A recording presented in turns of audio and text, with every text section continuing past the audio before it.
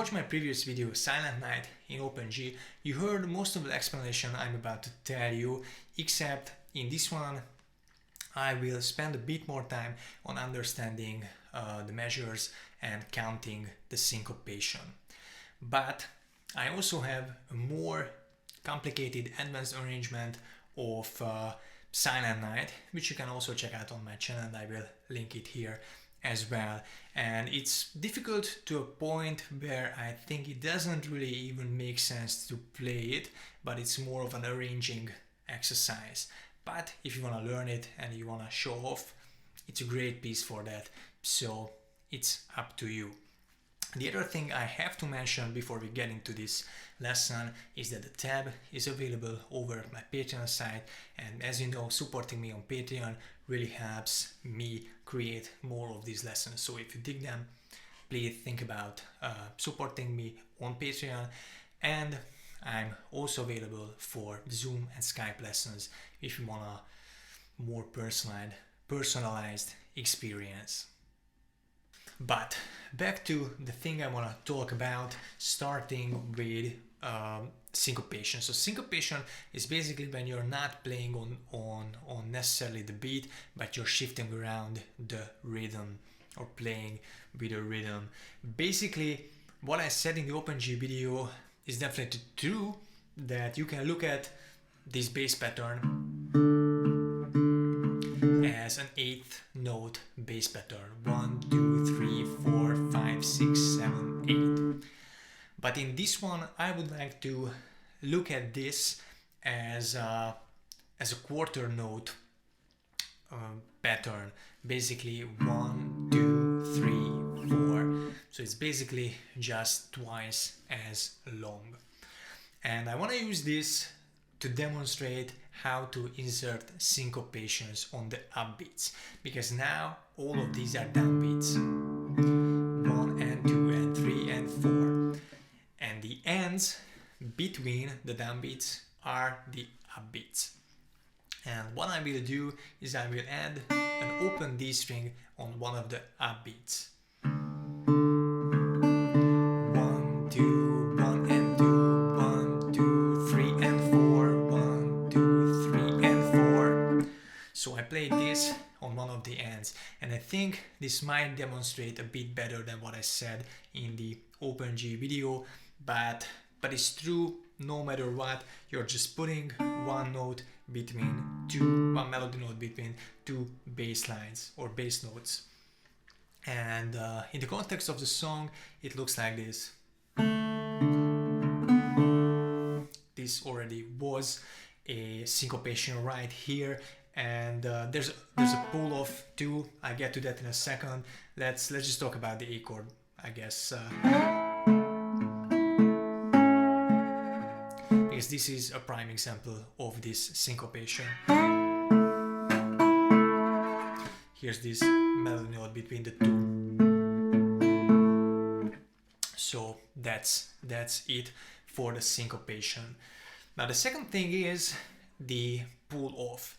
And now, because the melody is on the second and the third string, not on the first and second as it was in Open G, because we're playing on the second string, because they play the pull off on the second string, we have to be careful not to brush the first finger with our index finger when we are pulling off. This is the wrong way.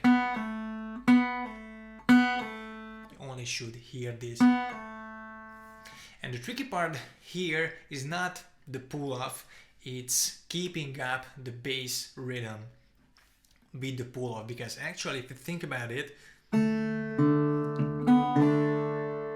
in the exact moment when you pull it off, you pick the fourth D string as well. And I think this might be tricky at first,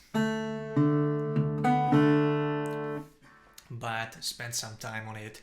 And I think it might be even a bit more complicated if you separate it, so try to play it in the context. But if you need to slow it down and understand, try by doing this. The last thing I want to talk about is two types of fretting behind the slide. The first one I do when I play the melody on the G chord.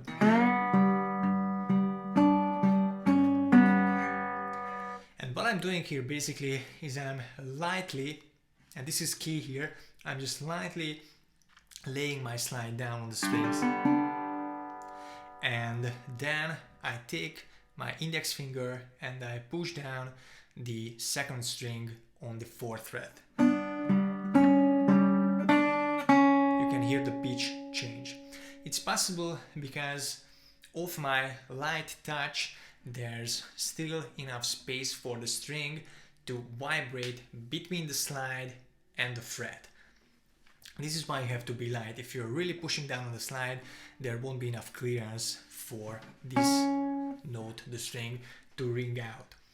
And that's basically it. You don't necessarily need to tilt your slide on this angle because you want to hear this note on the 3rd string. So that's basically the first kind of fretting behind the slide. The second one is the mic dialing method or the mic dialing way, and I use this when I go up to the 5 chord.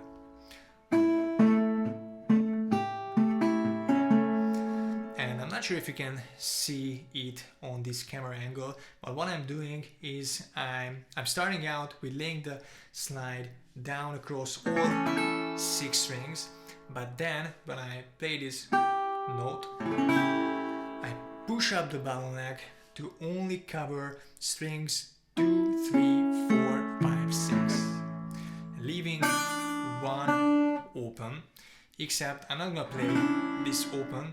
I'm gonna take my index finger once again and put it down on the 5th fret, so a whole tone 2 frets below. And that gives me an A7.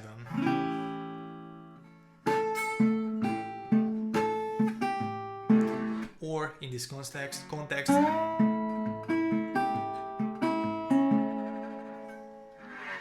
so I think it might be a bit easier, but in order to be able to do this, you need the slide to stop here.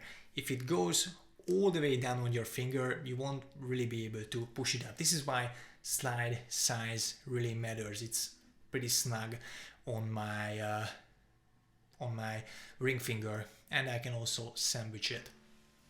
But sandwiching it is not enough in general. You really need to have a snug, comfortable fit on your finger. All right, so this is basically everything I wanted to talk about. The easy version or the less complicated version of Silent Night in Open D. There is a more complicated version that you can learn. It's also on my channel and I linked it in this video. So if you want to be fancy, if you want to show off, give that a try as well, but be warned, that's considerably more difficult. Actually, it's difficult to a point where it doesn't really make sense to play, and this is what makes it show offy. Anyway, you will be the judge of that. Check out that video and let me know what you think, which version you will rock. And as always, thank you for watching and see you in the next video.